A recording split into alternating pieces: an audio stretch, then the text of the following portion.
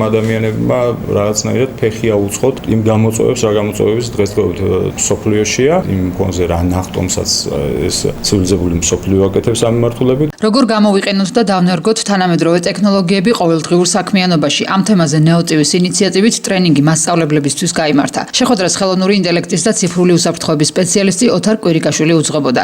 მონაწილეებს მან სხვადასხვა ხელსაწყოები გააცნო და საჭირო ინფორმაციის მოძიებისა და დამუშავებისთვის მათი გამოყენება ასწავლა. შეხვედრა იყო ძალიან ინტერაქტიული, საინტერესო.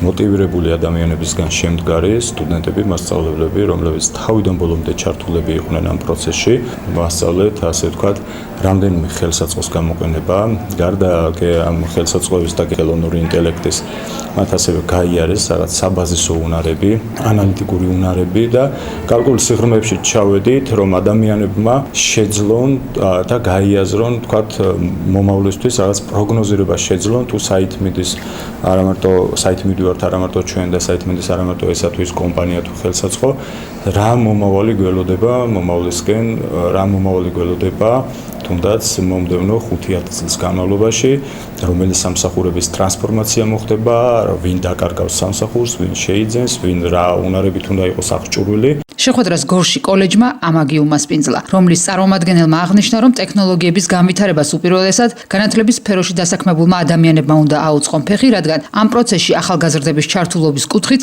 მათ განსაკუთრებული როლი ენიჭებათ. პროფესიული კოლეჯი ამაგის მასწავლებლები გადაემზადნენ ხელოვნური ინტელექტის გამოყენების საკითხებში, მათ ასევე გამოსცადეს პრაქტიკაში სხვადასხვა აპლიკაციები და განივითარეს მათი ცოდნა ამ მიმართულებით. ვიცით, რომ დღეს განათლების სისტემა ტექნოლოგიების გამოყენების გარეშე არის წარმოუდგენელი, იმიტომ რომ თუ გვინდა განათლება იყოს პროგრესული, ინოვაციური, მოვერგოთ თანამედროვე სტანდარტებს, შესაბამისად ძალიან მნიშვნელოვანი არის, რომ მასწავლებლებიც იყვნენ გარკვეულ დონეზე გათვითცნობიერებულნი მსგავს აპლიკაციებში, რადგან მათ ცოდნა უკეთ გადასცენ სტუდენტებს.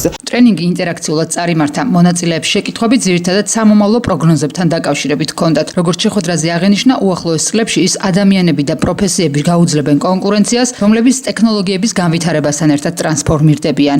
აუცილებლად დავდგებით მაღალი კონკურენციის პირობებში საფრთხის წინაშე, ჩვენი თუნდაც მაღალ პროფესიული დონით, თუ კი ფეხს არ ავუწყობთ ის რაც ჩვენ უნდა იწვალო და დახარჯო დაუშვათ 2 საათი, 3 საათი პროფესიონალმა, რამდენიმე წუთში, 5 წუთში თუნდაც მოგცეს ძალიან ზღვა მასალა იმისათვის, რომ განვითარდე.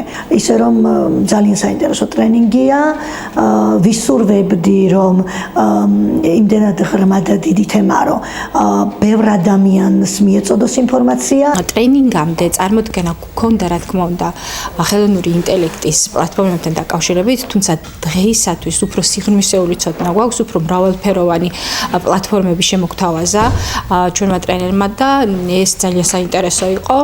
ჩვენ აუცილებლად გამოვიყენებთ ამ სხვადასხვა პლატფორმებს სხვადასხვა მიმართულებით. ნეოტივის ინიციატივით ტრენინგები სხვადასხვა პროფესიის ადამიანებთან მიმდინარეობს. შეხვედრის მონაწილეები ერთის მხრივ ახალ უნარებს იძენენ საქმიანობის ეფექტურად განხორციელებისთვის, მეორეს მხრივ კი ციფრულ გამოწვევებს მეტი სიფრთხილით ხვდებიან.